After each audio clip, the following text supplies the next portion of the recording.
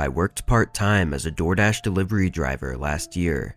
I had another job at a clothing store, but on certain days I would actually make more money doing deliveries due to more people ordering on specific days. So on those days I'd spend most of my night driving around. Doing this for almost 6 months at the time, I had gotten very familiar with it and it was kind of just second nature. To make things better, my town rarely had any traffic, even during rush hour. Anyways, it was a regular night of delivering and I had just picked up a large order from a fancy restaurant and began making my way to the customer's house. Big, expensive orders are always the best ones to do. These orders pay more and really didn't take any extra effort compared to other deliveries, so it kind of just felt like a bonus. I pulled into the neighborhood of large homes, which made sense considering the size of the order and the fancy restaurant. It was a very foresty area, with most of the houses hidden behind long driveways that went into the trees. The customer's house wasn't too far into the neighborhood though, it was only a couple minutes down the road. Usually I'd park on the side of the street and walk up to the front door, but with driveways like these, I would obviously just go down them to get closer to the house since they were so far away.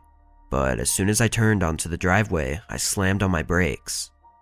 There was a chain held up by 2 pillars on either side of the driveway, blocking the entrance. I'd seen these before, but I'd rarely ever see the chain actually connected. I figured they'd just forgotten to undo it, so I got out of my car and made my way over to the pillar on the right side. I immediately noticed there was a lock on it that required a key, preventing me from just removing it.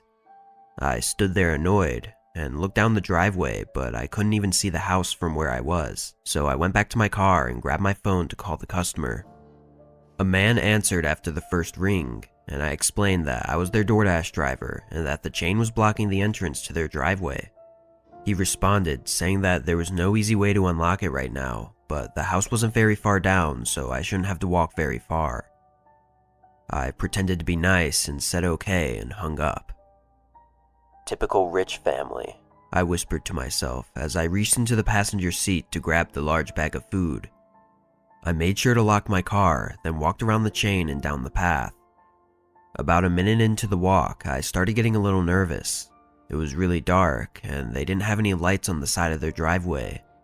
I still wasn't able to see the house yet either, which I thought was strange since they had told me that it wasn't a long walk. Then I heard crunching footsteps coming from the dark trees to the left of me. I stopped and stared at the direction they were coming from as they came closer and closer. I began to make out a figure of a man holding his hand up as if to say hello. "Who are you?" I asked, trying to hide my shaky voice. The man joined me on the driveway and explained that he was the one I just talked to on the phone. I was still uncomfortable and asked what he was doing. He took a step forward, then began saying that the driveway took a sharp turn up ahead and it was actually a shortcut to go through the trees, so he figured he'd meet me halfway since it was a long walk for me.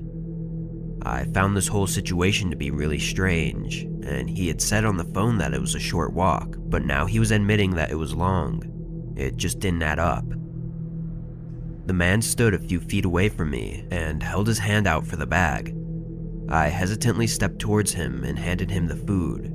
He thanked me and turned around to head back the way he came, but then he stopped and turned to face me again. "I forgot to bring your cash tip," he said, looking me in the eyes. Something about the way he said it made me extremely uncomfortable, so I said don't worry about it and started walking back down the driveway to my car. "It's just a quick walk through here. If you want to come with me, I can drive you back to your car once I give you your tip." I didn't respond and began walking faster down the dark driveway. A few seconds later, I heard leaves crunching as the man walked back into the trees. I was just glad he didn't try to follow me. Once I got back to my car, I drove off quickly and ended my deliveries for the night. When I made it home, I reported it to the police just in case, and an operator said they would send an officer down to talk to the owners of the house. I still get chills thinking about the whole situation, mainly because I got a call a couple hours later from an officer explaining that he talked to the residents living in the house, but they had no idea what he was talking about, as they didn't order anything for delivery. I don't know if the residents were lying or not, But either way, it was a very disturbing experience and has made me a lot more cautious when doing deliveries at night.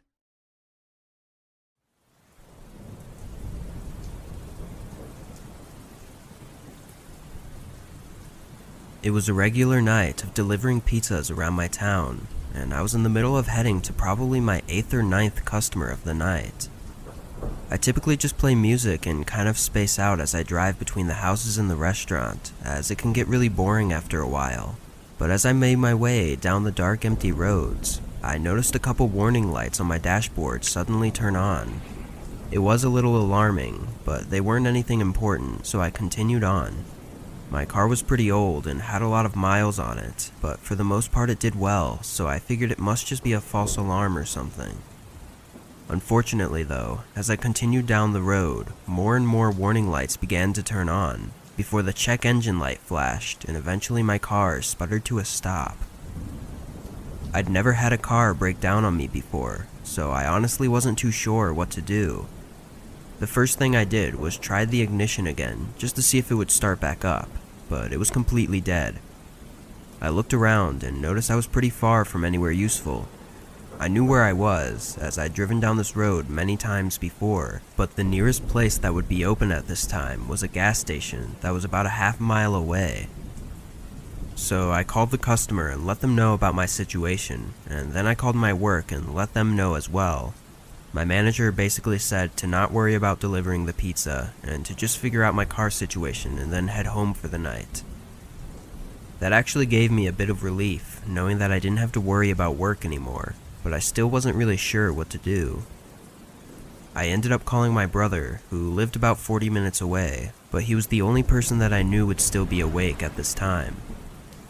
He picked up and immediately asked me what was going on. I told him about my situation, and he let out a big sigh, then said he could come and pick me up and drop me off at home. I told him exactly where I was and thanked him, then sat back in my car, relieved that I was able to get some help relatively quickly. After a few minutes of waiting, I opened up the box of pizza and took a couple of slices, figuring it would be a waste if I didn't help myself to it. It was actually really dark in the car since the battery was dead, so I had my phone light on and laid it on the center console so that I could see a bit better. But after about 15 minutes of waiting, I saw a figure appear from down the road, walking towards my car. I felt pretty vulnerable in my position, so I turned my phone light off and hoped that when they passed by, they wouldn't even notice that I was there. Though once they got a few feet from my car, they slowed down and began looking at my car as if they were inspecting it or something. Then the man came up to my window and knocked, as if he wanted me to roll it down. Of course, I wasn't able to, so I loudly spoke, telling him that I couldn't. He looked offended and responded, asking me for a lift to the gas station down the road. This was when I started to get a strange feeling about this guy, as I felt like it was pretty obvious that my car had broken down, so I knew he had to be up to something. I didn't respond and kind of just sat there watching the guy, hoping that he would go away. He continued asking for help though, getting more and more aggressive about it. Then he went silent for a moment, before suddenly grabbing the door handle and shaking the whole car as he tried to open the door.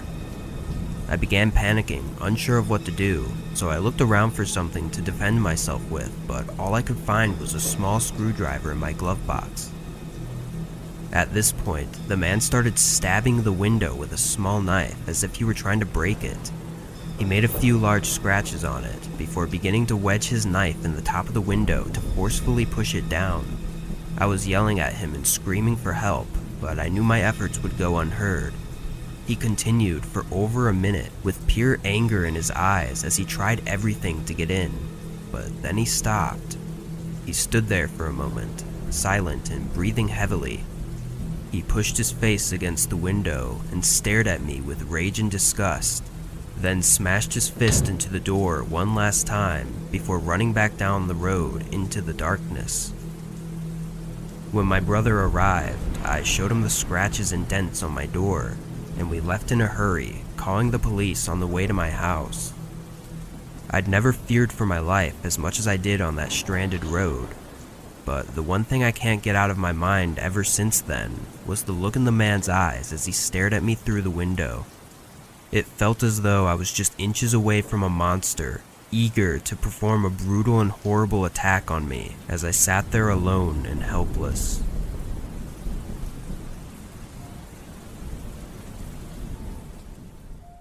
During college, I worked at a small restaurant that was open late, which was usually 1 a.m. most nights. Most customers would either come in and order or call an order for pickup, but every once in a while, someone will ask for a delivery. I always enjoyed doing the deliveries because I'd get to leave the place and drive around while getting paid, plus the tip money was always nice. Anyways, we had a small delivery order for a customer that ordered at 12, so this was my last delivery of the night before getting off. I got in the car and started down the road. The GPS said it was 15 minutes away, but our restaurant was located right next to a highway, so for pretty much every delivery, I'd be on the highway for a few minutes before taking an exit and entering a neighborhood. I got on the ramp to enter the highway, and usually no one is out this late at night, but as I started to go down the ramp, I noticed a car coming toward me in my side mirror. From the headlights, I could tell they were far away, but they were also going really fast. Either way though, I had to merge onto the highway, so I slowly turned in and stayed in the far right lane. The car behind me then merges from the middle lane into the far right lane as well, practically slamming on the brakes as he comes towards the back of my car. What the hell is wrong with this guy? I thought, as he just put both of our lives in danger for absolutely no reason.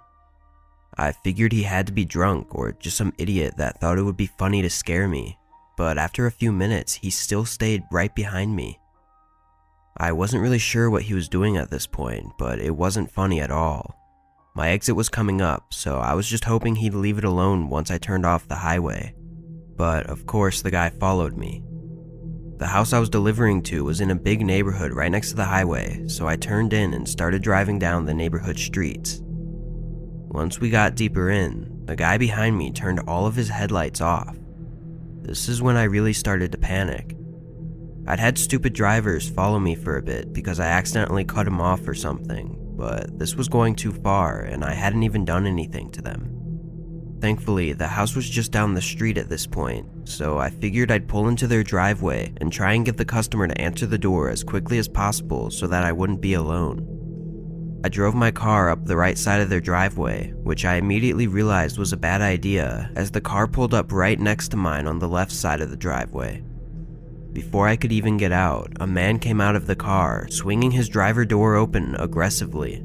He started yelling at me angrily and waving his hands around, making his way towards my window. This guy sounded completely crazy, and his words were slurred, barely making any sense. I was pretty confident that he was just drunk and wasn't too scared, but then he pulled out a small knife from his pocket and started banging on the window with it. I quickly put my car in reverse and backed out as quick as I could. The man continued to chase my car down the driveway, waving his knife around and screaming. I drove a few blocks down, then pulled over next to a random house and called the customer that I was supposed to deliver to. They picked up immediately and asked me if I was okay. I guess they were watching from their window. I told them I was fine and asked if the guy was still there, but thankfully he had left and I was able to get them their food. I told my coworkers what had happened when I got back, but none of them believed me. Honestly, I don't blame them though, because it was just a crazy situation and it really didn't make much sense. I'm not sure what that guy wanted, but I know it definitely could have ended much worse than it had.